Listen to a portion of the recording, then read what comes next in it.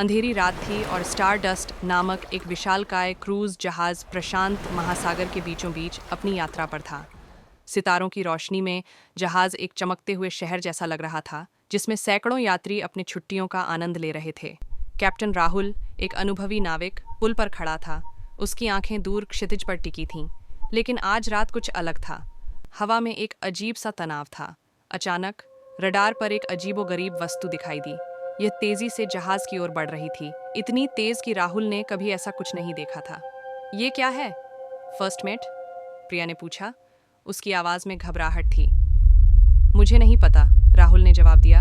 उसका माथा सिकुड़ गया था। लेकिन ये कुछ भी सामान्य नहीं है। इससे पहले कि वे कुछ और समझ पाते, आसमान से एक विशालकाय धातुई डिस्क जैसी वस्तु उतरी। ये इतनी बड़ी थी कि उसने लगभग पूरे जहाज को अपनी छाया में ले लिया। यात्रियों में दहशत फैल गई, चीखें सुनाई देने लगीं। डिस्क से हरी भरी रोशनी की किरणें निकलने लगीं, जो जहाज के डेक पर घूमने लगीं।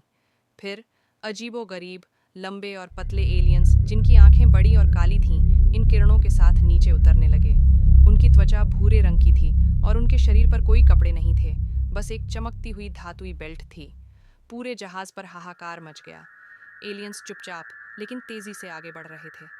वे किसी पर हमला नहीं कर रहे थे, लेकिन उनकी उपस्थिति ही भयानक थी। वे सीधे जहाज के कंट्रोल रूम की ओर बढ़ रहे थे। कैप्टन राहुल ने देखा कि एलियंस के हाथों में कुछ उपकरण थे, जिनसे वे जहाज के सिस्टम को स्कैन कर रहे थे। ऐसा लग रहा था कि वे किसी चीज की तलाश में थे। वे क्या चाहते हैं? प्रिया ने कांपते हुए पूछा।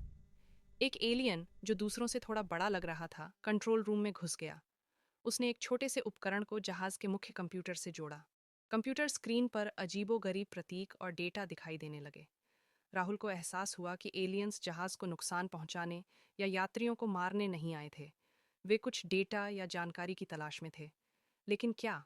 अचानक जहाज की रोशनी टिमटिमाते हुए बंद हो गई और जहाज के इंजन की आवाज धीमी पड़ने लगी।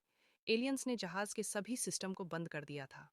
स्टारडस्ट अब प्रशांत महासागर के बीच में एक विशाल मृत धातु का टुकड़ा बन गया था। एलियंस ने वह डेटा प्राप्त कर लिया था जिसकी उन्हें आवश्यकता थी। वे उसी तरह शांत भाव से वापस अपनी डिस्क में चढ़ने लगे जिस तरह वे आए थे। कुछ ही मिनटों में विशालकाय डिस्क आसमान में उठ गई और उतनी ही तेजी से गायब हो गई जितनी तेजी से वह आई थी। पीछे छूट गया था एक क्षतिग्रस्त जहाज, भयभीत यात्री और कैप्टन राहुल, जो अब एक ऐसे रहस्य का सामना कर रहा था जिसका कोई जवाब नहीं था।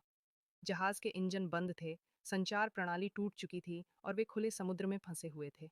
एलियंस ने क्या लिया था और वे क्यों आए थे? यह घटना राहुल के जीवन का सबसे भयानक और रहस्यमय अनुभव बन गया था।